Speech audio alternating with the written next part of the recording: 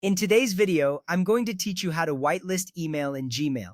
This is a crucial skill to ensure important emails don't end up in the spam folder. So let's dive right in and get started. First, you'll need to open Gmail. Go ahead and launch your favorite web browser. Once you're there, type in gmail.com and hit enter. Log into your account if you haven't already.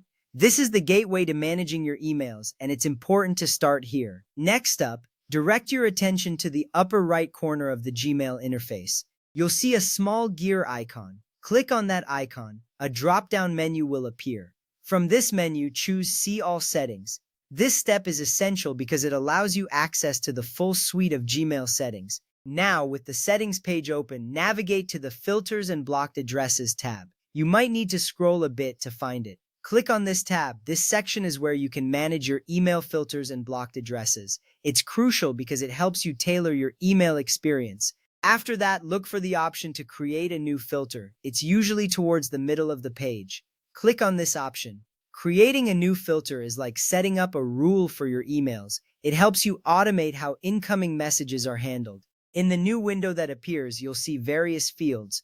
Focus on the From field. Here, you should type in the email address that you wish to whitelist. This tells Gmail which emails should bypass the spam filter. It's important to enter the correct email address to ensure you don't miss any important messages.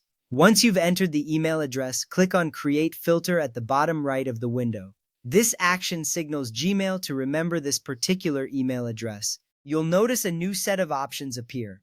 Now, from the list of options, find the one that says Never Send It to Spam. Check this box. This step is crucial because it overrides Gmail's default spam filter, ensuring that emails from this address always land in your inbox. Finally, click Create Filter again at the bottom of the window. This confirms your settings and activates the filter.